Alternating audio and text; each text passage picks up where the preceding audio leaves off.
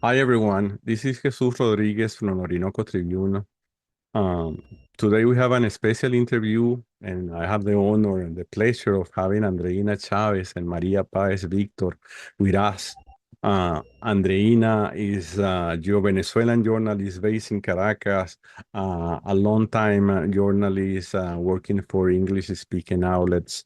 And María Páez is a Venezuelan professor based in Canada, a sociologist, and the common thing among them is that they both are hardcore Chavistas, and they have their own opinion about what is happening in Venezuela after the January 3rd U.S. Invasion, bombing of Venezuela to kidnap President Nicolás Maduro. And for that reason, I wanted to, and I was suggested also by friends in the U.S. To do this interview in order to try to clarify, those issues that has been circulating for months since January 3rd, actually, just a few minutes after the U.S. bombing, when people are basically claiming that, and that's the first, issue that I want to raise in this interview, which is the this claim about Delcy Rodríguez and the leadership of Chavismo betraying President Maduro and aligning with the CIA, and I just want you to know that what we plan to have today is like a conversation. So I will ask Andreina or Maria to jump into this first part of the conversation with their opinion about that particular fact. Go ahead, cualquiera de ustedes. Okay, so I would love to listen to anything that Maria has to say about this, but I can just begin by, I think maybe we should recall what happened in Venezuela in the last 7 months. Uh, as we all know, on January 3rd, Venezuela was bombed by the United States, and this was a criminal act, an act of war against Venezuela. At least 100 people were killed during these bombings in Caracas and the entire surroundings of Caracas. And during this operation, President Nicolás Maduro, who was at the time the democratically elected president of Venezuela, was kidnapped by the United States. And he was illegally taken to the United States to face charges against narco-terrorism. Uh, right after Maduro was kidnapped, right after, like a few hours after that, we saw President Donald Trump. We saw every single member of his team, Marco Rubio, the South Commander was there. They all spoke about how the ultimate goal of kidnapping Maduro was simply to take Venezuela's oil. It was always about being able to control the enormous oil resource that Venezuela has, because for a long time that has been the goal of the United States, being able to control Venezuela's wealth, because at the end of the day, the United States is always going to put his own interest first, his own energy interest first. So from the moment Maduro was kidnapped, we already knew that it had nothing to do with narco-terrorism. It had nothing to do with the U.S. Defending democracy or establishing any kind of justice in the world. We know that the United States has a history of doing the exact opposite. The United States has a history of establishing dictatorships. It has a history of supporting dictatorships. It has a history of intervening in countries only to take over the oil resources or the natural resources. So we already knew that, and they made it very clear from the very beginning that they didn't care about Venezuela's well-being, they didn't care about the Venezuelan people, they didn't care about democracy, or the fact that we had been suffering under U.S. sanctions for almost a decade. They only care about the fact that they need to secure an oil uh, revenue for themselves. And since then, since January 3rd, Venezuela has only received 300 million of the oil revenue that the United States has stolen from Venezuela. In total, according to a very recent study by the Financial Times, the United States has stolen around $13 billion in Venezuelan oil revenue. We have only received at least 300 million that we know. I mean that's the only number that we have any concrete evidence, because the Venezuelan government has said it, that we have received that amount of money. So that is the situation that Venezuela is under right now. We have a U.S. government that is still has a naval blockade against Venezuela. We still have U.S. warships on the coast of Venezuela, off the coast of Venezuela, pointing at Venezuela, threatening to stop any oil ship that goes in and out without the permission of the United States. And we have this threat against Venezuela that if we do anything to not comply with what the United States has in mind for Venezuela, they could intervene the country or bomb the country again, or just create a chaotic circumstance for the Venezuelan people. So that's the reality, and I think it's always necessary to point that out, because any analysis, any criticism that we do regarding the Chavista leadership that we have right now, regarding the decisions that have been made, always have to be confronted with that reality. I very recently was speaking with an international law analyst, someone who he's not Chavista, he is not even from Venezuela, he only sees reality as it is. And he was saying that it is a complete illusion to think that Venezuela and the United States are partners, that we have any kind of partnership in the way it is envisioned in international law.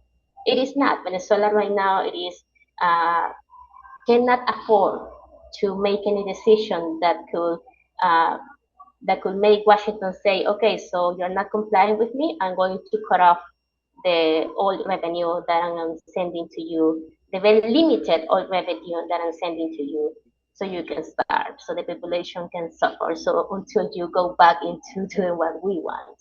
And of course, that is an absolutely humiliating situation for everyone in Venezuela, and we need to denounce it, and we need to confront it, and we need to find ways to fight against that. But it is a reality. It is a reality because we are dealing with a U.S. empire that doesn't have any kind of humanity, that doesn't have any kind of regard for international law, that is committing war crimes every single day as we speak. It is killing people in Iran. It continues to kill people in the Caribbean Sea and the Pacific Ocean, because this is something that people has already forgotten about. The United States is still bombing civilian fishermen in the Caribbean and the Pacific Ocean. Right now, there is at least 221 people that have been killed. It's just because the media, I mean, Western media doesn't care about it anymore, so that's why you don't hear about it anymore. Because they don't care about the fact that the United States is still bombing people in the Caribbean. But they're still doing it. And they're still doing it without any consequences. They're still doing it without proving that these people were actually drug traffickers, without showing any evidence. They have been instances in which some people survive the first bombing and then they bomb them again so they can actually kill them, so they can make sure that they are dead. And we know that most of these people are probably fishermen. Most of the people are probably not involved in drug trafficking at all. So the United States is committing war crimes against Venezuela, is committing war crimes against Colombia, Trinidad, Ecuador, all the people that who have had citizens killed in these bombings in the Caribbean and the Pacific Ocean, is committing war crimes against Iran.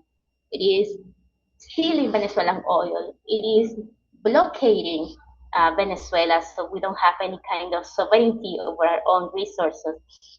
And that is a reality that we need to always speak about first, so we always know what we are when we are criticizing and analyzing Venezuela in the current moment.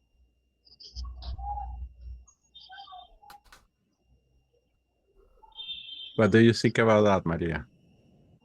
Well, I think that Andreina has done a magnificent job in putting down the broad situation in which Venezuela is. Everything that she has said is absolutely true. Now, you did ask about Delcy, and I would like to talk a bit about her personally. But the first thing I want to say is, it's not that the media has forgotten. It's that the international media is controlled. It is owned. It's only a few handful of people who actually control so much of that media. It is not that they have forgotten or that they don't care.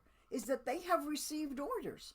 Is that they are practically, although they think they haven't, they've practically been told this is what you should say. And in the moment of a terrible disaster, even of two earthquakes, the international media, because I read it, is still saying terrible things about Venezuela and saying that the government hasn't done anything and that people are dying, etc., etc., etc. All lies, okay? So that's the first thing to remember. There is a concerted effort, a campaign to malign Venezuela and to malign the leaders of Chavismo. There is no honeymoon here, no matter what Trump may be saying. So there's a lot of misogyny too, because she's a woman, and a lot of misogyny with respect to Celia Flores. But first of all, nobody knew about Celia Flores, who she was or anything, and now all of a sudden the media is going on about she also is a narco trafficker, she also is a terrorist or whatever. All of this is contrived. It is a campaign against Venezuela, against Chavismo, and they will not stop until Chavismo is destroyed. And one of the first things they have to do is destroy Delcy Rodríguez. To paint her as a little woman who doesn't know what she's doing, that she's kissing Trump's feet, etc., all this thing. Well, I want to talk three things about her. First of all, you all know about her father. I think you may all know. Her father was beaten to death by the secret police of Venezuela, which was directed specifically by the CIA. The CIA was in there with the Venezuelan secret police of tanto Betancourt as Carlos Andrés Pérez, okay? So she's not going to go against the legacy of her father. This is a woman who has grown up with the milk of revolution in her mouth, okay?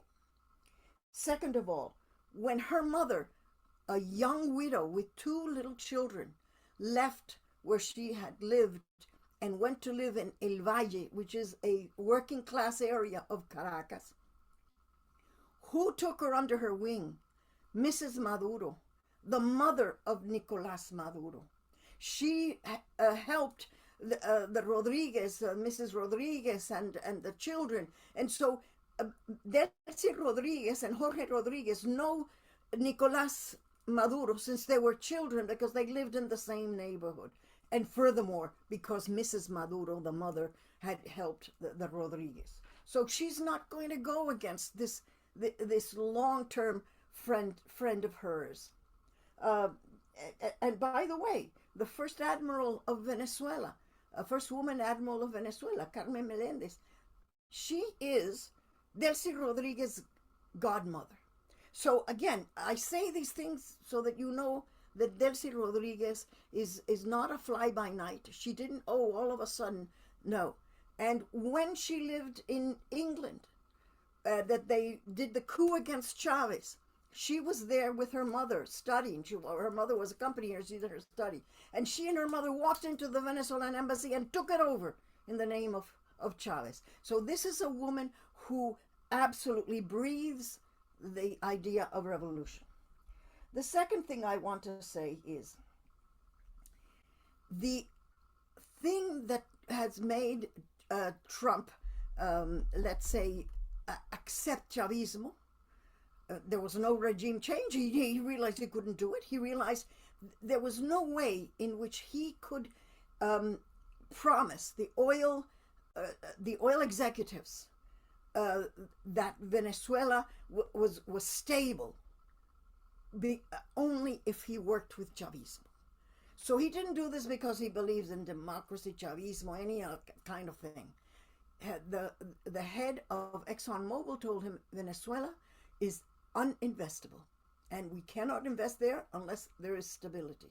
And of course, the opposition could only offer him, opposition and demonstrations and going against and turbulence. So the only way in which he could get these investors in is if there was a stability in Venezuela.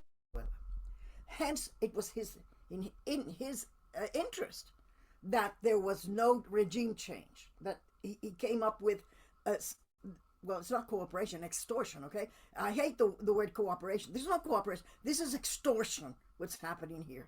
Because not only do they have the money, they have the presidential hostage. And, of course, they have the bombs. So this is a very serious thing. This is no silly thing that, they can find another way. People who say that, I ask them, what would you do? What is plan B? What exactly could the leadership of Venezuela, Delcy and Jorge and Diosdado, what else could they have done? Because I would like to know, because I don't know what other plan there could be. So the other thing that we have to remember that has happened here is that the United States, in the bombing and the taking over of President Maduro, a democracy in this hemisphere has crossed a sort of a Rubicon. They have finally stepped and spat on international law in a way that is very dangerous for the whole world, because they no longer respect Geneva Convention, Statute of Rome, Statute of Vienna. All of these were obliterated by the bombing of Caracas. So those of people, especially people outside Venezuela, who dare talk about, she must have betrayed Maduro so she could get to be president. Poor woman. I would not have wished that upon anyone, to have to step into her shoes and have to gear Venezuela through the darkest moment of its history since 1815. So I reject totally that. I also reject something else. I think there's a big difference between those of us who are outside the country and those of us who are inside the country. Those of us who are inside the country are the protagonistas. They are the one carrying out who have carried out and are continuing to carry out the Venezuelan revolution. I resent the armchair revolutionaries who are outside, who have always criticized us, who have always said, you should do this, and Marx said that, and Lenin said the other, and you haven't done this, and you haven't done. They haven't created a revolution in their own countries, and yet they want to tell us how to carry out the revolution. And now, in this moment, when we need true solidarity, what are they doing? They're pointing their finger at us, blaming the victim, instead of being indignant at what the United States has done, not only to Venezuela, but to the international law and to all of our countries. Because, believe me, the other countries are watching this. If they can do this to Venezuela, they will do it to anyone in our hemisphere. And they've got this crazy idea that what has happened in Venezuela is a model. They now call the Maduro model, the Venezuelan model. It's no model at all. It is gangsterism. It's gangster extortion. It's brutal force. And when Trump tried to apply this model to Iran, look where it got him.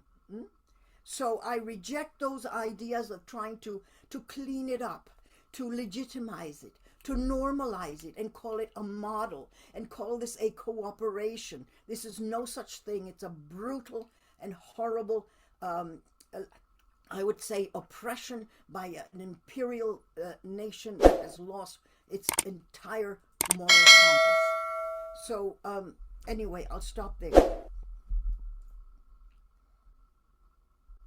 Thank you, Maria. I would add to that something that Radica Desai said in a webinar in which we both participated a few days ago, Maria. You remember?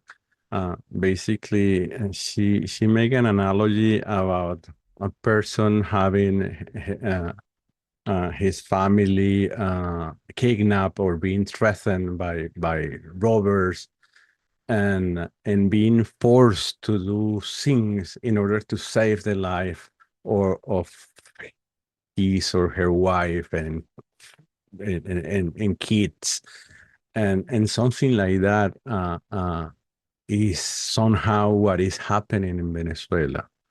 And I believe that analogy was perfect. Of course, in my particular case, I feel that that there's a risk in using that argument if it continues for too much time, especially because I believe that the U.S. will eventually, as they are been pushing, to call for elections, and Chavismo.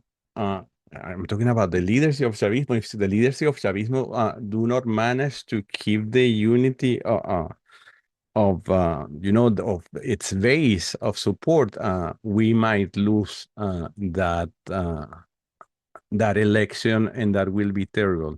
But most importantly, another important thing that worries me is the anti-imperialist nature of Chavismo, and I've been reading in recent days, rereading the Cuentos del Arañero, which is a book, a very good book that recounting President Hugo Chavez's speeches and connected it with his family and his early life, and whenever I read certain parts of that book, that somehow make boil my blood, because I see the anti-imperialist nature of Maduro, of President Chavez, in that book, and somehow I feel like we might be losing that because of what happened after January 3rd. So that's something that I believe we need to deal with. I actually also a few days ago talked with member of our team in Orinoco Tribune, and that somehow was complaining about the disencouragement of people outside. Most of our team is from outside Venezuela, and the disencouragement of some people that were Chavistas a few months ago and now do not feel the same way. So I was trying to explain to him that what we have been trying to do, at least in Orinoco Tribune, as a news outlet, is to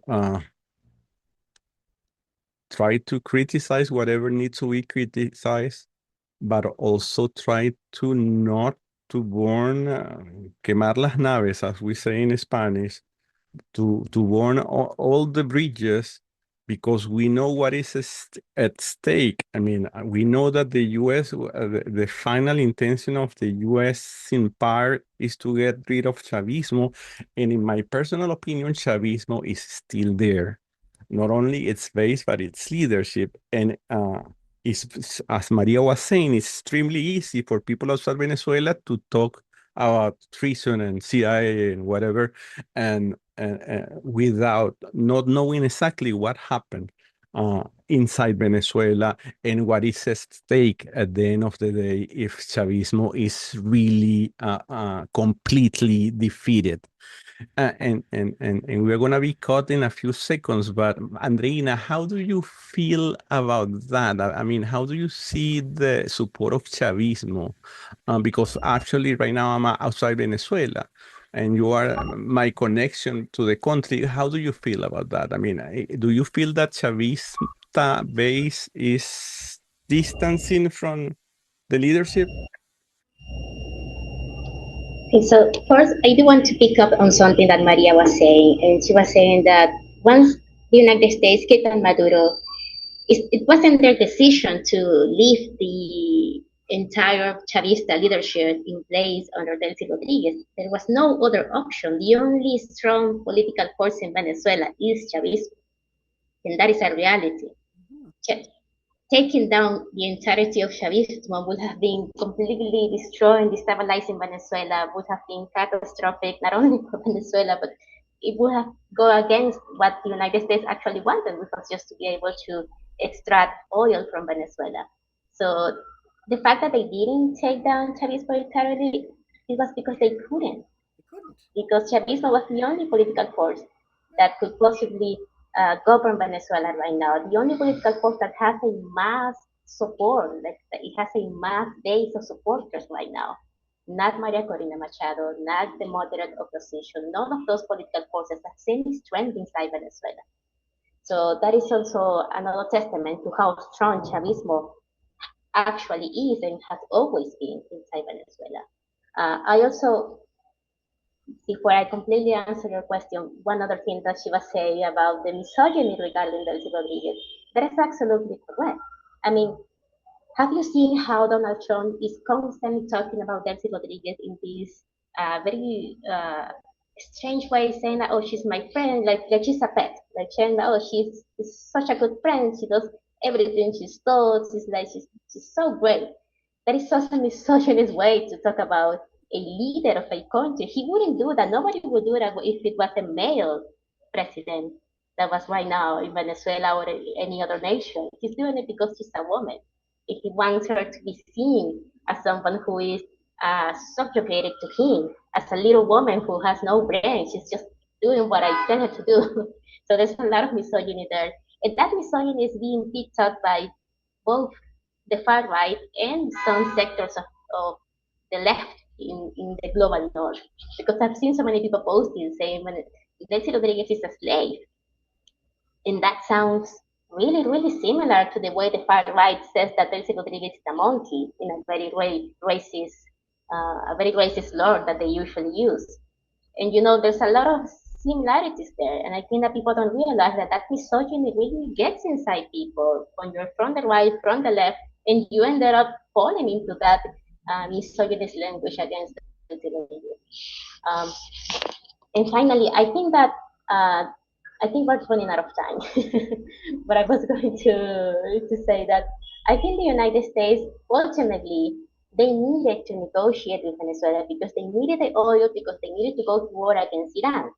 They didn't do it with Maduro because they couldn't, because they tracked themselves, because they accused Maduro of being a narco-terrorist in 2020. They built this entire media narrative against him, so they tracked themselves. They couldn't negotiate with Maduro, even though Maduro was always open to negotiate with the United States.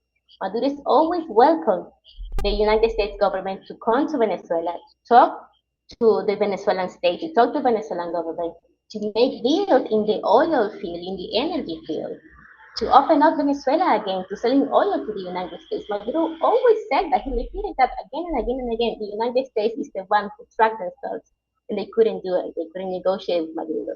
They needed to extract Maduro so they could come to Venezuela and take the oil.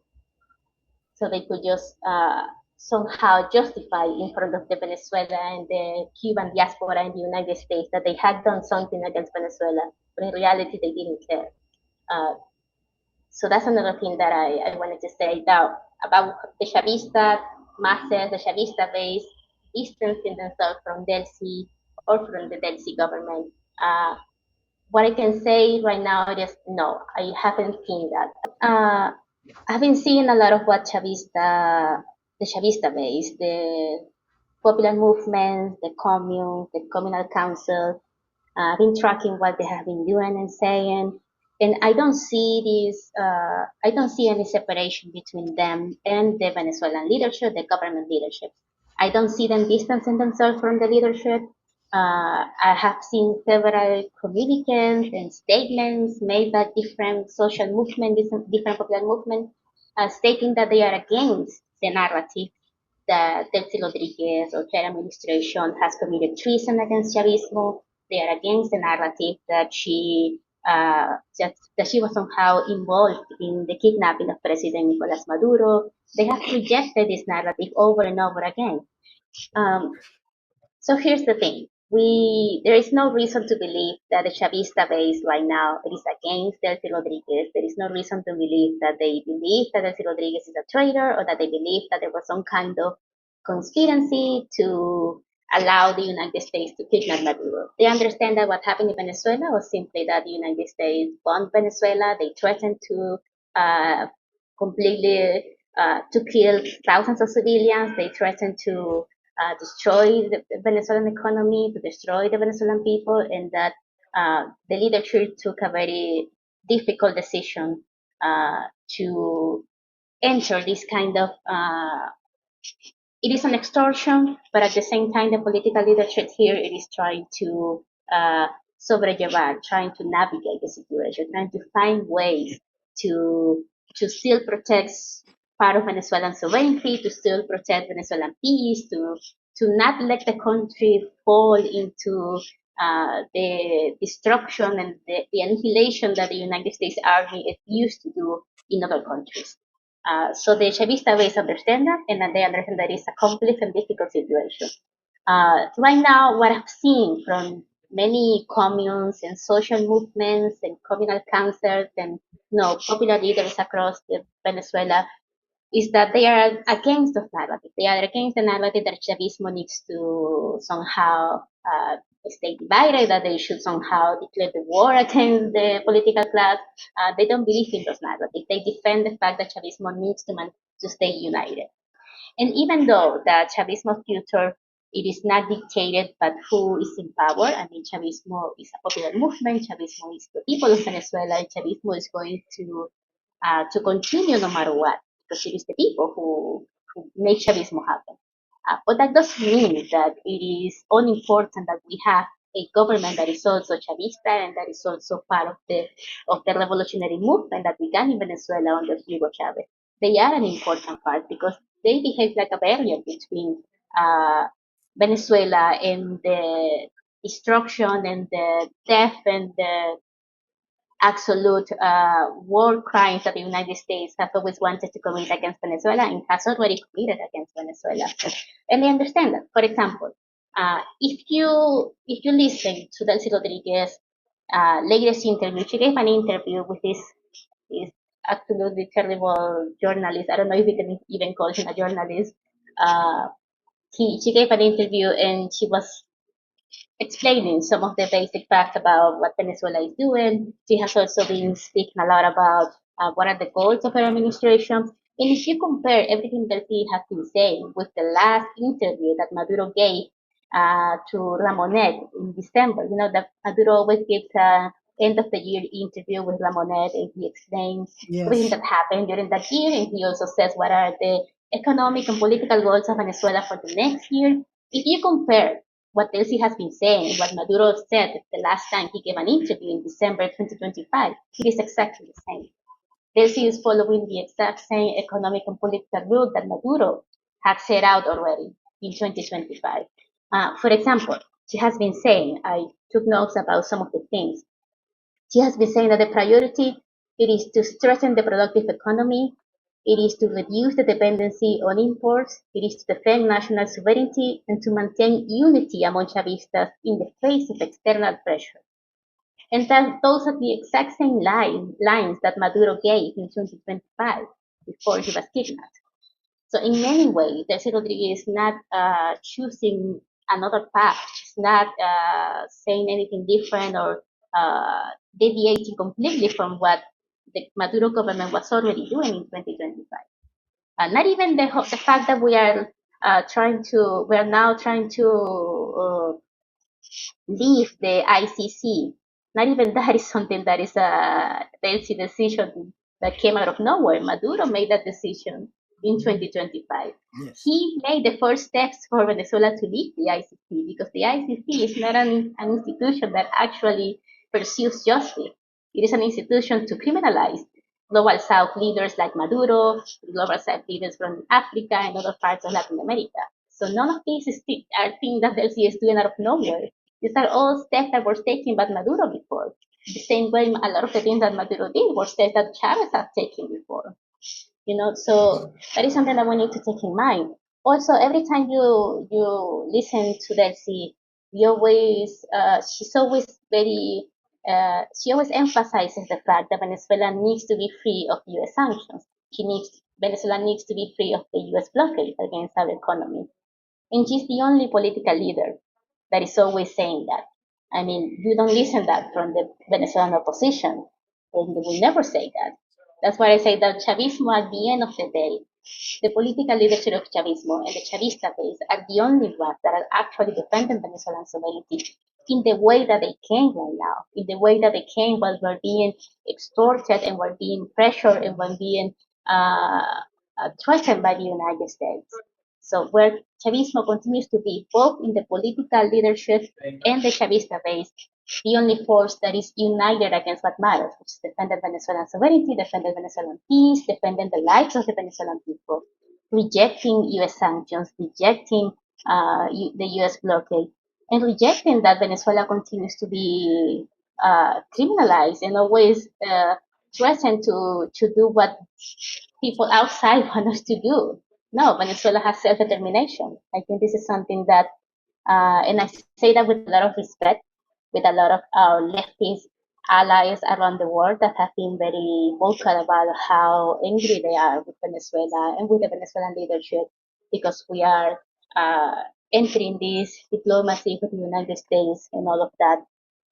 I say that with a lot of respect. You need to remember that the main principle that leftist movements around the world defend it is the principle of non-intervention. So you have to remember that every time you also speak about Venezuela, because it is okay to criticize Delcy Rodríguez. It is okay to criticize whatever decisions or actions that she does. That is fine. But it is quite another thing to tell the Venezuelan people, oh, you need to overthrow your government. You need to overthrow the Chavista that is in power, and you need to do it because otherwise Chavismo is dead. Chavismo is finished. Nobody will support you anymore. That is quite another thing. You are giving orders to the Venezuelan people. That is interference. That is the same thing that you criticize so much about the United States. Yes. So I think that. Yes. I agree with you, and you have said a lot of interesting things, important things, I believe, for Compass outside Venezuela, and that it's important for them to listen to what you just said. And Maria, I just wanted to jump to the second part, which is the earthquakes. I mean, we have been facing this terrible earthquake, the natural disaster caused by the June 24th earthquake, and that of course has allowed the U.S. to put their hands more deeply inside Venezuela with U.S. military presence, and some people say that talk about occupation and invasion. And you say something about that in our previous webinar. So I wanna hear your opinion about that, and then Andreina's opinion. Well, first of all, I want to say that the tremendous catastrophe, can you hear me? Yes, perfect. Of the two earthquakes has shown the fruits of 26 years of Bolivarian revolution. We have seen with this disaster what true socialist planning is. And this didn't happen on that day. Because what happened with the United States, they arrived, they thought they would find chaos. But everything was under control of Venezuelan orders, of the Venezuelan military, of the Venezuelan services and organization. This is socialist government emergency planning at its best. Within hours, there were 2,000 military in the coast.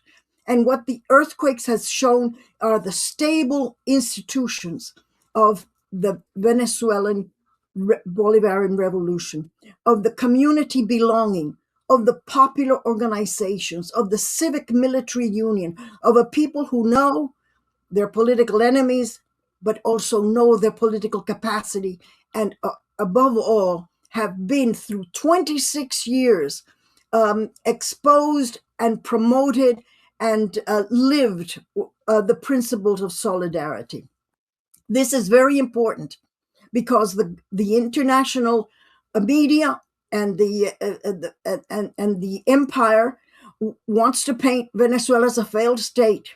They don't write all the things that the Venezuelan emergency plannings have done, and all the teams. There were 140 countries represented that came to Venezuela, about more than 40 rescue teams, and they were all, including the U.S. rescue team, under the orders of the Venezuelan coordinators. They had to bow their heads and follow these orders. They thought, they were the ones who arrived with 2,000 soldiers. They unwanted, unasked for. What did we want 2,000 soldiers for? They had to set aside that because they found order. They found coordination. They found the world in Venezuela. These were witnesses to what was happening there. And so the United States, one, did not find chaos, two, found the world as witnesses of what was happening there. But those of us who study, who have our professional life, we have studied how countries meet with epidemics and natural disasters. Well, we know that those societies, you have two societies that could both be struck by epidemics or by a hurricane or by whatever natural disaster. Well, those societies that have what we call the social determinants of health are the ones that live, that survive, and that thrive. And those determinants of health, of a society's health, are exactly what the Bolivarian Revolution has been promoting for 26 years. So I want to go back to what Andreina said, because my contacts in the internal part of Venezuela, the interior of Venezuela, say the same thing. There's nothing here. There's no opposition, nothing. They're all Chavistas. They're all wanting to support the government. So what are these determinants of health? For 26 years, the Bolivarian Revolution has been trying to reduce poverty and reduce inequality. They have given the people of Venezuela access to medical and health services, and free of charge. They have given good public housing, which actually has been quite amazing. The public housing mission of Venezuela. They have had effective public services, sanitation, potable water, transport, the emergency planning, which has been started since the disaster of Vargas, and all the services. And these include education and political awareness, what Paulo Freire talked about, concientización, and that leads to political participation. All of this has been 26 years of the Bolivarian Revolution promoting. And with that, the community belonging, the community ties, the PSUB brigades, the communes, the communal councils, the popular militia, and all through this, an ideology of solidarity and not individualism. How can it be that the same amount of military that went to La Guaira, we had the same amount of Venezuelan volunteers who were registered to go down there? So, and right now, you still see communities taking arepas and food and everything to the rescuers and helping whichever way they can. It is a monumental triumph of the fruits of the Bolivarian Revolution. Forget the leadership right now. This revolution, this infrastructure, this social and political infrastructure of 26 years, you can't erase with bombs. It is there. And that's why I say, for those people who are so erroneously and prideful, saying that, oh no, I don't support the Bolivarian the Venezuela anymore. You know what they would have wanted? They would have wanted Venezuela to go in there like the charge of the Light Brigade and commit suicide, and then say, oh, poor Venezuelans. Yes, we support these bodies. I'm sorry, but it isn't going to be their bodies on the floor. It's going to be my people's bodies on the floor. And I totally support that the government, did not actually, there was no plan B for my thing. But what I have seen is on the ground with this earthquake, and the rescue and the restoration and the rebuilding and the political resistance of Venezuela, which has been honed in through also years and years of sanctions, of cyber attacks, of invasions, of economic war. This resilience of Venezuela, this is what it is based on. And those are the growing seeds of the Bolivarian Revolution. And those people who say, oh, the revolution, it's over, it's because they did not ever understand what the Bolivarian Revolution was really about. And it's bigger. It's bigger than just the leadership. It is there in the people, in all of these wonderful organizations that are there. And as for the elections, well, I'm sorry, but we have a constitution, and we should follow the constitution. I think that the opposition has been pulverized by their own inhumanity. Did you see Machado and Borges and Leopoldo Lopez send a shipload of anything? Did you see them, helping in any way? Nothing. They are invisible. They're not there. So they have sunk themselves. Oh, she went off to dance in Madrid at her son's wedding in a moment like this. Really, I am not afraid of the elections. I think that with the earthquake, with the tremendous help that the government, and even when it couldn't help, just the presence of the Venezuelan emergency services, of the Cívico-Militar Union, of the people working there together and coordinated, that is the triumph of the Bolivarian Revolution. And it's not going to go away in people's mind, because this has been a terrible catastrophe where people have been in pain. And if you think that the Venezuelan government hasn't acted well enough, I beg of you to look up what happened in the United States of America in 2005 with the Katrina disaster of a hurricane, in which the racism of the United States was just right there in your face. They let entire communities drown. And 2 years later, people were still homeless. People were still unhelped for.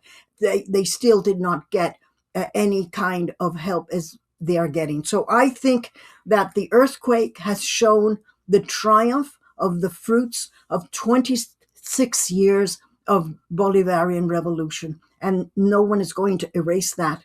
So I'm not afraid of the elections, unless there's fraud and the CIA goes in there and, tries to do what it really tries to do.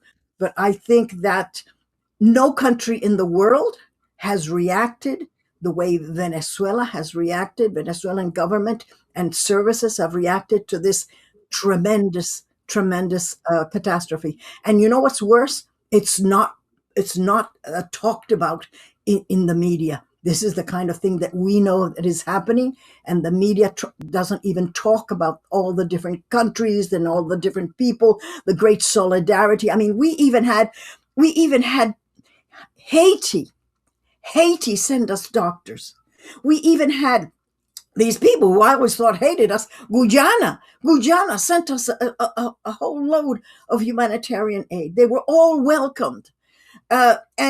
And this was tremendous for Venezuela, because it meant that they were eyes. They were eyes to see who we were and what our country was, that they had been lied to about how terrible Venezuela was. And they saw that solidarity and that coordination and that order and that respect that was there in Venezuela. So I think, quite frankly, that I shouldn't say this because it was such a terrible catastrophe, but within this catastrophe, we have seen the triumph of 26 years, the fruits of the Bolivarian Revolution. I agree with you. Maria. What do you think about that, Andreina? Especially you that suffer in first person the earthquake yourself. Yeah, of course. I mean, I do remember that during those first hours after the earthquake, we were so frightened. I mean, everybody was on the street. We stay outside of our building until very late that night, really scared of the fact that there could be another replica, and that there could be another earthquake or something like that. Watching the news or trying to keep up with the news of what's happening in La Guaira, you have to understand that we didn't really understand the magnitude of what happened in Venezuela until hours later. I mean, we didn't really understood how big the destruction was, how incredibly catastrophic the death toll was going to be. We slowly began to realize this when little by little we got to see that's reports from La Guaira because they didn't have electricity and many communications lines fell down. So it was a slow process to understand what was happening in La Guaira. Even by the emergency services themselves. I mean, many of the emergency services that have been giving statements to the press and giving interviews very recently, they have said that at first they themselves weren't completely aware of how incredibly catastrophic the earthquake had been for La Guaira. And of course, they were also attending the emergencies in Caracas, in La Guaira, in Carabobo, because it didn't just affect La Guaira. Many of the states in north of Venezuela were affected, so everybody was dealing with the consequences of the earthquake in the local area. And then, of course, it was when we began to realize, because the Venezuelan government gave a statement that same night of the earthquake, saying La Guaira is a disaster zone. It is. We have hundreds of buildings that fell down. We have potentially thousands of victims, and that's when we realize, okay, so La Guaira is the place that is most affected, and all the emergency services need to go to La Guaira and respond to that catastrophe.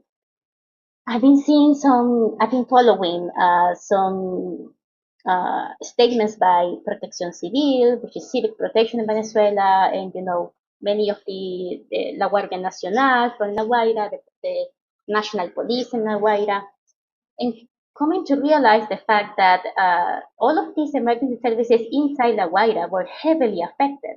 I mean, there are so many police and Guardia Nacional, whose families were also under the rubble, who were dealing with the loss of their houses, of family members, friends.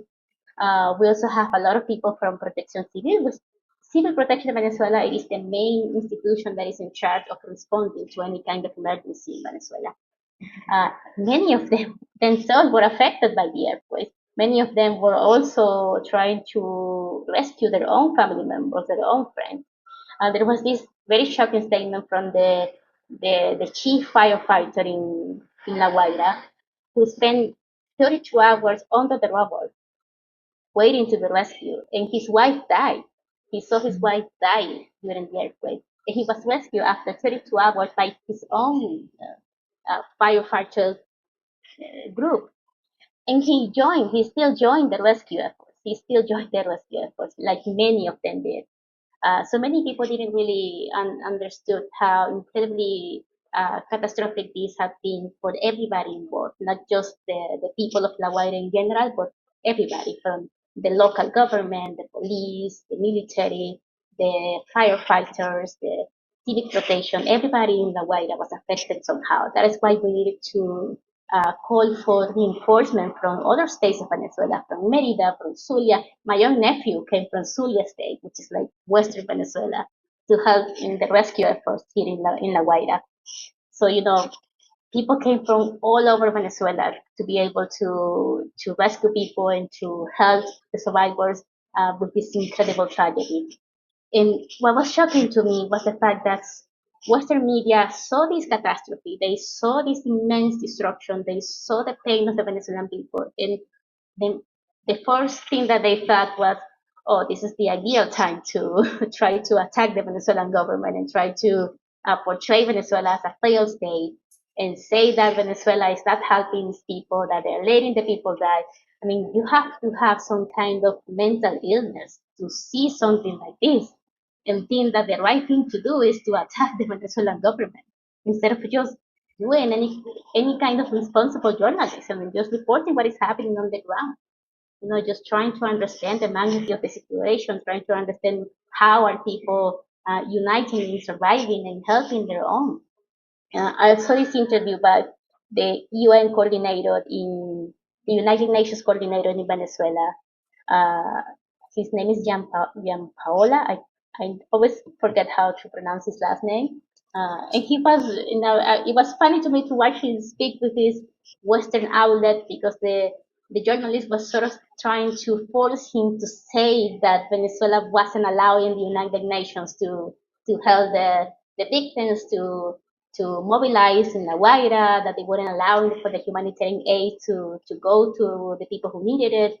And he got a little bit angry and he was like, no, that's not happening. We haven't faced any kind of barriers. We are working in collaboration with the Venezuelan government. We are working in collaboration with civil protection. We are, the rescuers that the United Nations send, they are in La Guaira, they are deployed, they're working, they're doing everything they can. And he was like, yes, there are people in La Guaira who were rescuing their own people. And that is true. There were family members who were rescuing their own family members that were buried under the rubble. And that is true. That happens everywhere. I mean, it is not a justification. That happens everywhere. Every time there is a major effort anywhere, in any country in the world, you're always going to see family members trying to rescue their own people. Yes. How can they not? How can they not? I mean, when an earthquake happens, it is going to be your own family, your own friends, your own community. They're going to be the first ones who are going to go to the place where you were and try to rescue you and try to help you in any way they can before any emergency services can reach the area. Yes. I mean, that is normal. That happens all the time. It is humanity. And I think for me, I saw this moment, and to me, that was humanity at its best. I mean, the fact that there were communities that they say, okay, I have no experience in rescuing people, but I'm going to try it. I'm going to help this family try to rescue their son or daughter or their father that is under the rubble. To me, that was an incredible demonstration of how solidarious the Venezuelan people are, how hardworking, how we are willing to do anything to help each other. And I think there are ways to see how we responded to this tragedy and understand that what we saw was a people that just came together, a people that united in the face of catastrophe. It is not true that there was any kind of chaos or controversies or fighting against people. No, I mean that's not what happened. If you listen to the majority of the international rescuers that were here in Venezuela, every single one of them tells you that they found a people that was incredibly grateful, a people that was incredibly solidarious, that they were helping each other, that they were doing everything they could. I also have a personal story about it. One of my best friends, she is from La Guaira. She lives in Caracas, but her entire family is in La Guaira. Thankfully, her mom and dad, they were fine. The area where they lived in La Guaira was affected, but nobody died in that neighborhood. However, they were sort of like completely isolated from the rest of La Guaira. I mean, the few places where they could shop for food or obtain any kind of items, everything was sort of destroyed or not open. They were in a very difficult circumstance because they're really old people and they couldn't get any food. They couldn't get anything. And I contacted someone from Unión Comunera. Unión Comunera, it is a communal organization in Venezuela that unites different communes. Unión Comunera had been going to La Guaira every single day since the catastrophe happened.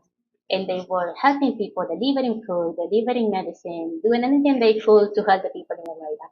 I contacted someone there, and within a few hours, they were already in the location that I sent it, where my friend's parents were, that they needed food, that they needed help because they couldn't buy anything. Everything was closed or destroyed. And that is such an example of how incredibly about the results of the Bolivarian Revolution, how we have created all of these community networks, how we have created this solidarity network between the Venezuelan people. Like Maria was saying, like, this is a demonstration of how much the Bolivarian Revolution has shaped Venezuelan society to turn Venezuela into a country that is always going to prioritize helping each other beyond any political ideology. So that's basically what I saw about the earthquakes. I mean, as I saw it, evolved during all of this time. That is what I saw. People that were united and working together and trying to save each other, and a government that was responding with every capacity that they could. And on the other side, an international media that was trying to take advantage of the pain of the Venezuelan people to try to continue to propel this narrative that Venezuela was a failed state. Because we know what they wanted. They wanted a U.S. intervention. They wanted a full-scale military intervention in Venezuela. They thought that because Venezuela was vulnerable at the time, it would be the perfect moment for the U.S. military to completely intervene and to take down Chavismo, because they know that, that's the only way the far-right could reach power in Venezuela. That is the only way, because they don't have an actual popular base, actual popular support inside Venezuela. And I want to say something regarding the elections, because Maria was saying something very true. I'm also not scared about elections. I don't think nobody is. Venezuela is a country that is so used to having elections. We see elections as another part of our democratic process.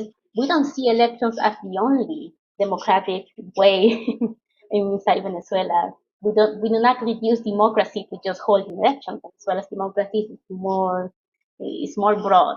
Venezuelan democracy is also about the communal councils making decisions inside their own territories, making decisions about their own future. Venezuelan democracy is also about the communes that hold political assemblies, and they make decisions regarding their own neighborhoods and their own political formation. So Venezuela has a very open and grassroots and incredible democracy. We see elections as another part of that democracy. The only thing that I always criticize about elections in Venezuela is the fact that they're being held under U.S. sanctions. They're being held under a U.S. blockade. And that means that we don't have free elections. We cannot have free elections if we're under an economic blockade by an imperialist power. That goes against what free elections actually mean. So I do believe that in order for Venezuela to really have free elections, for the Venezuelan people to be able to truly participate freely in these elections, we need to be free of U.S. sanctions. Yes. Well, I'd like to just add to that. Andreina, wonderful, wonderful, everything that you have said, especially all that you said was just right on. I want to bring a little bit of history here. I'm that old that I lived through the 1967 earthquake. And in that earthquake, two of my classmates, two girls from my class, died in that earthquake. And at that time, the only thing that we had were the firemen. So the people rushed to these buildings to try and get people out. As you say, it's a normal thing. If your neighbor's house goes on fire, the first thing you do is rush to your neighbor, right? So it was terrible, because the only thing we had was the soldiers and the firemen. And of course, nobody had any kind of expertise on how to get people out of there. And so the huge difference between the 1967 earthquake and what happened now is what fills me, I must tell you, with immense pride. I am full of pride of being a Venezuelan, even though I was not there, but to see my people the way they have acted in here. And being outside, I see the headlines, and I have been filled with so much rage that I almost don't want to read them. People say, "Did you see what's?" No, I don't want to read it, because all they have tried to do is malign Venezuelans and the efforts of the government, and to invisibilize all those people that came and the solidarity and everything that's been happening. And that is really an inhumanity of these people that control the media. I also want to say something that's very important. Maduro hasn't been absent in all this. As soon as the earthquake happened, Delcy rushed to speak to the UN representative. That was the first thing she did. She went to the UN who has a representative in Venezuela, and she said, we need help and we need the UN to be right now, call the people and bring us all the help you can. So Delcy did that. And from his cell in Brooklyn, Maduro called the BRICS. And that's why we had China and we had Russia and we had Brazil. We had these important countries come and help us. So again, that's not in the news because they don't want to say that. So those people who try to say, oh, that we tried to stop humanitarian, it's just they're so inhuman. They're so I don't think any country in the world has suffered a catastrophe of this scale, and on top of it, the catastrophe of a media demonizing the very victims of what has happened.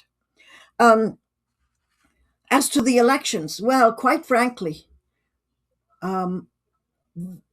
this is a big problem for the government because the US has to stay out of our elections.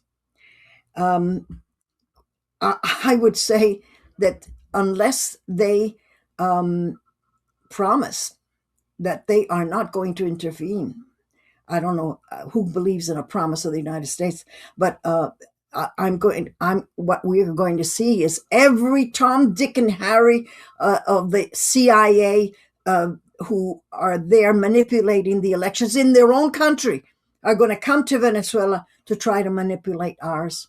So personally, I wish that the Venezuelan government says, no, we're not ready to have elections. No, the catastrophe has been so great, because I fear what the presence of the United States within Venezuela are going to do. And remember, they have no morals. They manipulate their own elections and the elections anywhere in the world. So you say we won't have free elections unless we have they suspend the sanctions. Well, we've had sanctions for many years, but we really don't want the CIA and all of these people there trying to put their hand in on our elections. I think that that is one point where the Venezuelan government, if I were them, I would stall as much as I can so as not to have elections with the presence of this immoral and blasphemous imperial power inside our country. Listen, Maria, talking about that and talking about the U.S. presence after the earthquake, I'm remembering about this media thing, social media thing that happened with Diosdado Cabello and U.S. rescue team in La Guaira during those days, and for me it was I feel proud of Chavismo when I see the explanation, because let me try to explain the situation. Like 3 or 5 days after the earthquake, there was this video spread on social media in Venezuela trying to present Diosdado Cabello, our interior minister, as blocking a U.S. rescue team for doing their work. Then a few minutes later, maybe 1 or 2 hours later, there was the full video released on social media explaining what really happened. And then Diosdado Cabello himself explained it in his program, in Con el Mazo Dando. And he basically said, listen, what happened there is that there was this Turkish team they found signals of life in one collapsed building, and Diosdado was passing by, because Chavista leadership was there on the ground all of the time, and that's something that the media tried to erase, and he say, I was passing by, and the Turkish team said that everyone needs to be quiet, and they have these signs that people already know on site, and they know what to do, and everyone went quiet until this U.S. a rescue team was passing by, and they didn't want to stop.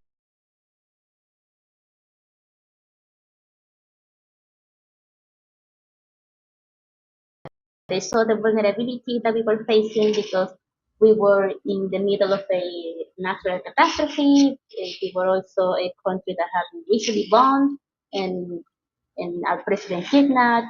And they saw the media campaign against Delcy Rodríguez, and they saw an opportunity. They knew that if they sent people to Venezuela, the Venezuelan government had no other choice but to accept them.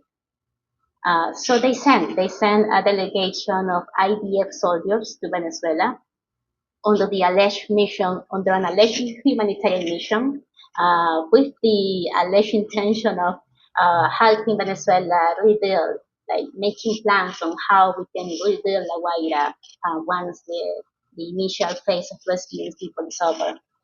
And I want to clarify that nobody from the Israeli mission came here to help any Venezuelan people. They didn't rescue anybody. They didn't deliver any humanitarian aid.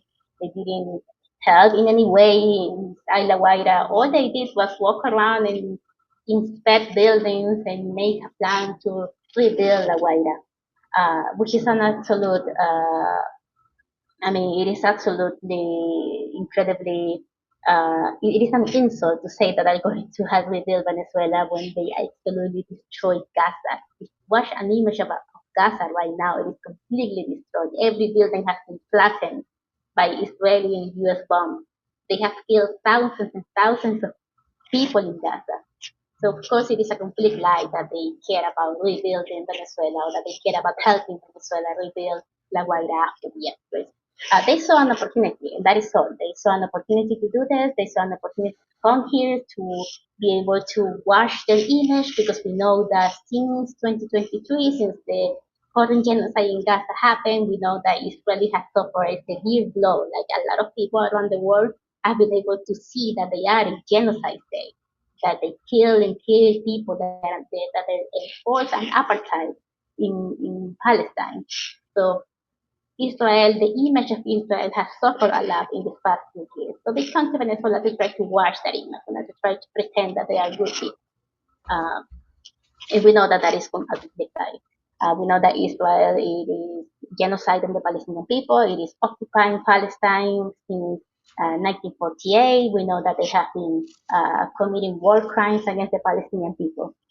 So we don't believe any of that. And the Venezuelan people know, the Chavista people know that who Israel truly is and what they actually represent. They represent death, they represent US imperialism, they represent occupation, colonialism. We know this. So of course the Chavista bases, they rejected the presence of the Zionists in Venezuela. The same way they rejected the presence of the US Marines in Venezuela. They have been demonstrating that they have been showing this rejection openly. Yesterday there was a demonstration in Plaza Bolivar, which is right here in Caracas, in the center of Caracas. I was there, I went to the demonstration, and it was a very powerful event. We saw people burning the Israeli flag, burning the United States flag. We saw them burning the images of Trump and Marco Rubio, chanting that Venezuela rejects the presence of the Zionists, of the U.S. Military, that we are a sovereign country, and that, of course, Venezuela stands in solidarity with Palestine, with Iran, with Cuba, with all of the people that have been affected, criminalized, and destroyed by the United States and Israel in many ways. It was a very powerful demonstration. This demonstration was coordinated. It was coordinated by the Frente Imperialista, Frente Anti-Imperialista, the Anti-Imperialist Front. This is an Anti-Imperialist Front that was created in April, very recently. And it was created precisely to sort of like coordinate, to unite forces against the threat that Venezuela is under right now. It was created to unite all of the popular movement in Venezuela that want to reject the presence of the Zionists and the U.S. military in Venezuela. It was not created against the government. In fact, if you read the document that the Anti-Imperialist Front, the Frente Anti-Imperialista, published when they were created in April, it says very clearly that they oppose the narrative that the Venezuelan leadership, that Delcy Rodríguez is a traitor, and they oppose the narrative that we should somehow, the Chavistas should turn their backs on Delcy. So they say this in the statement of their creation. So we know for a fact that what happened yesterday It was against U.S. imperialism. It was against Zionism. It was not against the Venezuelan government. It didn't happen despite the government. It happened because we have this government. If you try to make a protest in the United States against Israel, if you try to denounce the genocide in Gaza in the United States, you're going to be persecuted, you're going to be assaulted by the police, you're going to be arrested, you're going to be tortured. A lot of things are going to happen to you because the United States doesn't have freedom of speech. And the United States defends Israel to the point that people cannot even denounce genocide. That doesn't happen in Venezuela. When I was in the protest yesterday, not one police officer was around the area. The protest happened completely free. People said whatever they wanted to say against Israel, against Zionism, against the United States. They burned the flag, they burned the images of Trump and Marco Rubio, they rejected Netanyahu, they rejected the entire Zionist apparatus, they rejected all of that, and it happened freely. And there is a false equivalent. People in the global north, mostly leftist allies in the global north, have been saying that this protest is somehow a reflection that Chavismo is turning it back from the Venezuelan government. That is absolutely not true. The protests happen because the Venezuelan government allows any anti-imperialist expression because the Venezuelan government itself has always been anti-imperialist. So this protest, like I said, it was coordinated by the Frente Anti-Imperialista, which has said in its statement that they are not against the Venezuelan government. And I'm going to be completely honest with you. Although I understand the circumstances in which Delcy Rodríguez had to receive the Israeli military, the Israeli delegation, I do believe it was a mistake. I do believe that it was a mistake to ultimately receive them in Venezuela and to have these public mediatic images when they met with these IDF soldiers. I think it was a mistake because, of course, the Venezuelan bases, the Chavismo, national and international, are anti-Zionist, and it's a very heavy blow to see our leaders reunited with these baby killers from Israel when we know what they have been doing in Gaza for the past few years and for the past 75 years. So it was a heavy blow. I think it was a mistake. I don't believe that this means that the Venezuelan government is now on the side of Israel. I don't believe that this means that they are now on the side of Zionism. I think that is why it is always important that we always contextualize these issues in the historical moment that Venezuela is living, in the political moment that Venezuela is having right now, the vulnerability that we are under right now, and understand that when the Chavista bases make this protest are not doing it against the government. They're doing it because they know that sometimes these rebellions, these rejection has to come from the people. That sometimes the leadership cannot openly say things, and it is the beauty of the Venezuelan people, of the Chavista bases, to say things that we need to say. To always make sure that everybody knows that Venezuela continues to be anti-imperialist and continues to be anti-Zionist. But again, like I said, this didn't happen despite the government. This happened because we have this government, because we have a government that allows all of these anti-imperialist expressions, because we have a government that is deeply Bolivarian. We have a government that has always been deeply Bolivarian. We have a government that still recognizes Nicolás Maduro as the legitimate president of Venezuela, and we have a government that is in many ways, trying to protect the peace and the future of the Venezuelan people. Thank you, Andreina. Thank you. I know you gotta go, but all your explanation on all the information that you are sharing with us is extremely important to try to contextualize. So, just to finish, I know you have to go, but just to finish, what do you suggest the compass outside? You already said, but just to reiterate it, what to do? I mean, what do you think they should actually do instead of trying to put us in the corner and pointing at us, Well, first of all, I want to recognize that everybody outside Venezuela, all of the leftist allies that we have had for many years, that I know are people who are committed to the anti-imperialist cause.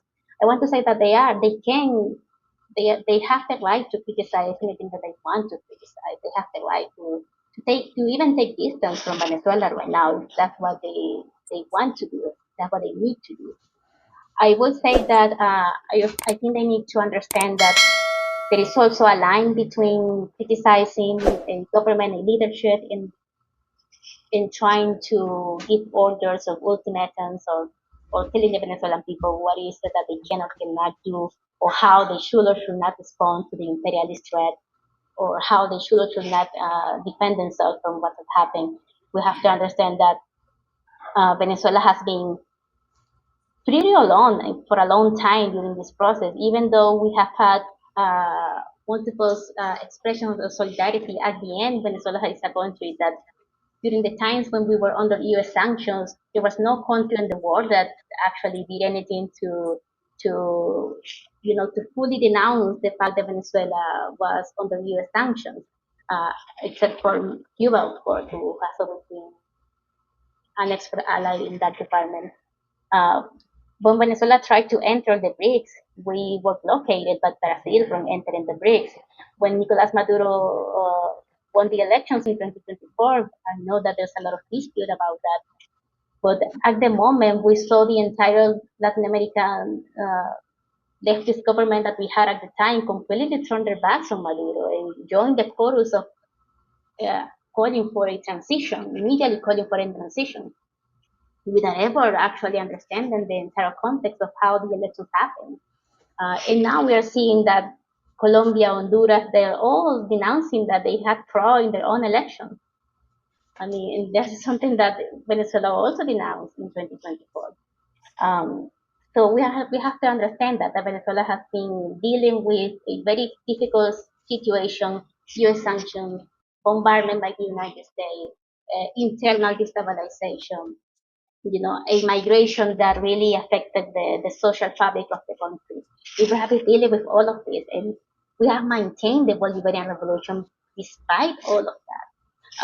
So you have to, at some point you have to tell yourself, you have to trust that the Venezuelan people has always found a way to defend the project. We have always found a way to defend our sovereignty, to make sure that our leadership goes back on track when they deviate from the project, because this isn't new. I mean, we have had times in the past when Venezuela was going through the severe economic crisis in 2016, 2017, 2018. We saw a government that prioritized macroeconomic stabilization. And for a while, the communal project was abandoned. And this wasn't because the government wasn't Bolivarian or anti-imperialist anymore. It wasn't because they didn't believe in the socialism anymore. It was because we were under extreme pressure, extreme economic pressure, and the government needed to assure that Venezuelan people could survive. But what we saw at the moment is that the communes at the time, they protested, they rebelled, they reminded the Maduro government that the future of Venezuela was the communes, that the future of Venezuela was the Bolivarian project, the future of Venezuela was the popular movement. And the leadership eventually they went back to that root of the Venezuelan socialist way. We again found our way. And people need to trust that Venezuelans know what they're doing. It is a bit I feel like it is a little bit of, I call it the imperialist that everybody has inside, like misogyny. We all have a little bit of misogyny inside, so we always have to fight against those misogynistic thoughts and ideas that we have inside. I think many people in the global north, even though they are from the left, they also have to fight with that, like that imperialist ideas that are ingrained inside them, you know. So I would say people, you have a right to criticize, say what you want to say about Venezuela, but please uh, do not mistake that to giving orders to the Venezuelan people, telling the Venezuelan people what is that we can or cannot do, what is it that we are doing right or wrong according to you. I think there's a difference there. I also think that um, in many ways, something that people in the global north have to remind themselves that the enemy is not Delcy Rodríguez. The enemy is not the fact that Delcy Rodríguez is trying to survive this weird extortion partnership that Venezuelans have with the United States. The enemy continues to be the United States. The enemy continues to be the Trump administration. The enemy continues to be the Marco Rubio, who is now reviving the mercantilismo. I don't remember the name in English. Against the against the global left. Those are the enemies. I mean, always prioritize criticizing the fact that Donald Trump has stolen 13 billion of Venezuelan oil revenue and hasn't said where it is. We don't know where that money is. It is not coming to Venezuela. We also have to remember that it is the U.S. government, the one that is sending warships to the coast of Venezuela and blockading the country, making sure that no oil ship can enter or leave Venezuela without U.S. permission. It is the United States the one that is bombing innocent people in the Caribbean and the Pacific Ocean. It is the United States that is bombing schools in Iran, killing hundreds of children. So always remember that that is the enemy. You cannot make your fight entirely against Delcy Rodríguez. I mean, all I see right now, and everybody's posts and articles, it is telling the Venezuelan people to reject the government, to rebel against them, and that's not going to happen because the popular movement in Venezuela are not doing that. They are clearly stating that they continue to support the Venezuelan government, even if they're going to criticize and reject some of the decisions that this government does. So please just follow that line. Remember that the true enemy is the U.S. empire, and remember that the Venezuelan people cannot be divided. If they divide us, it's going to be so much worse for Venezuela.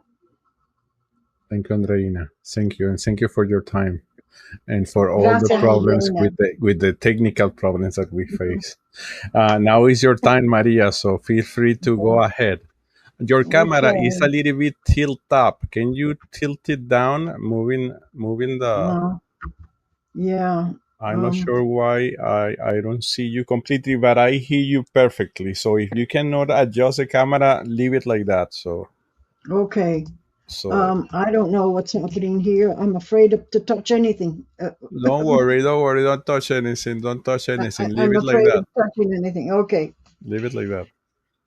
Well, I agree with everything that, so eloquently Andreina has said, absolutely. I thought that if the Israelis arrived with a team and they were actually doing something to rescue someone, well, you can't really say no to a team that's come to rescue, but they did not do that. They came only as a gigantic PR exercise where they would try to, clean their terrible image.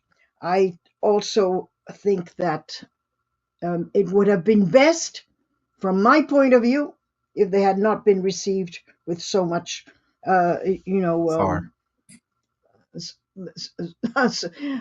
so with so many smiles. But in the end, they got nothing. Yes, They will not listen. And I have the impression, I don't know, that something happened. Actually, we wrote a piece about the last meeting that Delcy had with the Zionist delegation, and checking the Zionist media while writing that piece, I noticed that the timing was before the expected timing. The timing of leaving was before the expected timing of leaving of the Israeli delegation. So while writing the piece, I had the impression that something might happen, and we are not aware of that, but that somehow forced the Venezuelan government to push for an early, departure of the Israeli delegation. But that's just my, professional journalistic, nose doing its work. But I'm just guessing. But anyway, I sorry for interrupting you, but I believe that that's also important to say. Well, I think these carpetbaggers came for the PR, and to think that they might meter la cuchara, that they might be able to be there with the reconstruction. That's not going to happen. So I don't think they got anything. Listen, except listen. for Sorry the for interrupt you again, but Mhm. now I'm remembering that Kaplan guy, the spokesperson for this delegation, which is an Uruguayan that has been accused in Uruguay for war crimes and genocide because of the Israeli Zionist actions in Gaza and Palestine. That guy, I saw him giving interviews in Venezuelan local news outlets crying because he wasn't moved by the Oh, damage of the earthquake. And I was like, wow, this monster is going to make us believe that he really cares about people and not being from Israel. Anyway, really? I just wanted to add that because that guy, and maybe in my analysis, in my previous analysis, I saw that maybe the Venezuelan government, noticed the magnitude of the PR, operation that Mhm. that guy was doing, and Mhm. maybe the Venezuelan government behind, the curtains, let them know that they were not there to make public relations, and maybe that's Good. playing the early departure of the Yeah, Israeli delegation. But that's me. I'm I just hope so. guessing. Sorry for Well, I think interrupting it's a you. good guess. No, I think that's a good guess. I think that's terrible to come there to, trying to wash their image. But I do I do want to talk about what should be done. Well, I think Andreina is very kind. She's very kind when she says, "Oh, people outside have the right to criticize."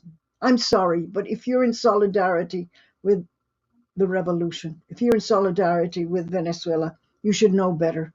You should not be criticizing it. People in the North feel that they have the right to point their finger, to tell us what to do, to tell us how to conduct a revolution when they themselves haven't done it in their own country. So I think it is tenuous, very tenuous for them to start criticizing uh, uh, Delcy Rodríguez and the leadership, particularly when they haven't come up and said, "Oh, here's a plan B. This is what you could have done," except commit sort of collective suicide. But there are things that can be done. First of all, I do think that there will be many people from these countries that came who will have a new view of Venezuela and who will now take with a grain of salt what they see, what they read in the newspapers. I certainly hope so. But if we are really in solidarity with Venezuela and we live outside the country, and I want to make this distinction. If you are inside the country, you are the protagonist. You go out and you make your demonstration, like Andreina was saying, and you burn the flags, and you say, imperialism, get out. This is a protagonist country carrying out their revolution, and I totally support and applaud them. But outside the country is a different matter. There is something that we can do out here, and that is to put pressure on the different governments of Canada and the United States and Europe, from wherever we are, to help Venezuela. What we need is a few points, taking into account that the enemy is the United States, especially the United States being run by an evil narcissist as Trump is, who has surrounded himself with other narcissists and other evil people, because that's what they are.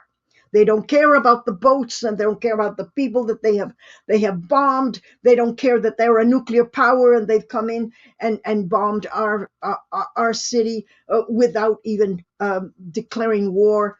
It was truly infamous. So from the outside, what are the things that we need the people who are truly in solidarity with us, the solidarity groups, to press for the immediate release of that innocent President Maduro, and of course his wife, Congresswoman Celia Flores, who, by the way, was beaten up by the dishonorable US troops. hit along the face and had 2 ribs broken. How dishonorable can that be? Second of all, the immediate cessation of all the sanctions. Oh, he goes on about how we're friends now. Well, stop all these sanctions. There are more than 1,000 sanctions against Venezuela. And right now, in a moment that is truly of great need for Venezuela, the release of at least $22 billion worth of Venezuelan assets, of money, of assets that Venezuela has in foreign banks, especially in the United States, that have been stolen and illegally appropriated. The release of 31 tons of gold in the Bank of England, illegally retained. For what reason? Now that the government of Venezuela has been recognized by the United States and by the whole world. And the last one I would say, which is really important, is the removal of U.S. troops from Venezuela. They are unwanted and they are unneeded, and they are an affront to Venezuela. Now, I want to say the following. Venezuela and the people of Venezuela and their leadership are biding their time. There are 2 important events that are going to come up. One is the midterm elections in the United States, which are in peril and may bring big changes in the United States. The second of all is the result of the trial of Maduro and what the defense is going to bring even before June of next year. So the people of Venezuela need to wait to see what is going to happen now in November and what is going to happen with the trial of Maduro and Celia Flores. They know it is a waiting game, but they are prepared and they are ready. It is not true that they are just, floating around. I have great faith in our military and in their intelligence and in their knowledge and in their preparedness. And I think that they are playing this waiting game. All right, you want the petroleum? Take the petroleum. Take the petroleum for now, okay? It is time not for the people outside of Venezuela to criticize. It is time for active international solidarity and pressure if you really believe in revolution in general and the Bolivarian revolution in particular. I don't think that they have the right to criticize. I don't give that right to them. I really don't. As Andreina very eloquently said, most of the time we have been battling alone. And most of the time the world has turned their back on Venezuela. And as we say, solamente el pueblo salva el pueblo, and it is the people of Venezuela who will save themselves. And they show every capacity of doing it. So I think that we should understand that the United States has received a shakeup. They realize that Venezuela is not a failed state. They realize that there been no social unrest in Venezuela. Can you imagine? There's not even been looting during this catastrophe in Venezuela, right? So they cannot come in as the humanitarian savior, and they cannot come in and try to overthrow the government. This will not happen. As I said, the roots and the fruits of the Bolivarian revolution are very strong. Chavismo has changed the political culture. Chavismo has infiltrated, become part of the national identity. And no matter how vile the media is, we still have a very strong infrastructure of community, of brigades, of councils, of popular militia, especially of solidarity. And I think that the catastrophe, which was more than anyone ever believed possible. It was so terrible. All the deaths, the destruction, the pain. It has brought people together. It is quite amazing. It has brought the country together, except for those who are the escuálido, maybe perhaps. But the fact is that it is Chavismo has incredibly shown to be more solid now than it ever was before. So, and the other thing to always remember is the entire rescue and humanitarian aids was coordinated by Venezuelans, by the Venezuelan services and military. That is an incredible achievement. So that's what I think. I think that we should support the Venezuelan revolution, support the leadership, and remember the Second World War, where they would say the walls have ears and silence is a type of protection. The leadership is not going to announce to the press, is not going to go with communiques, is not going to call up the solidarity groups, is not going to call you and me and tell us what they've got up their sleeve. But that they have something up their sleeve, I am absolutely sure of it. Thank you, Maria. I agree with you.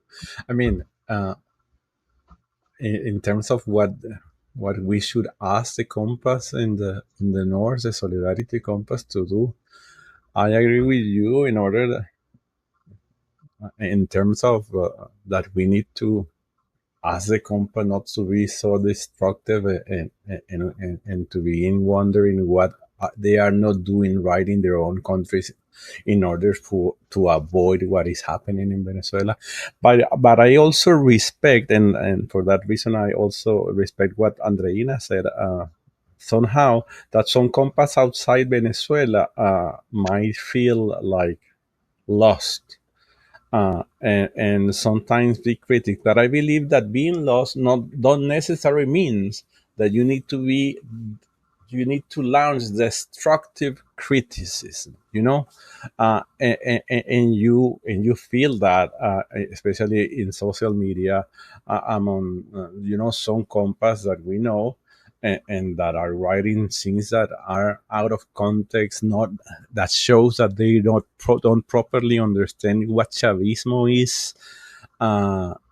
So in that sense, but you know what I'm trying to say. What I'm trying to say is that sometimes it's understandable that there are Compass that might get confused, because we in Venezuela, the Chavista people, sometimes get confused because a lot of things are happening very fast, and those things are happening especially because of the threat that the U.S. imperialism has imposed on Venezuela.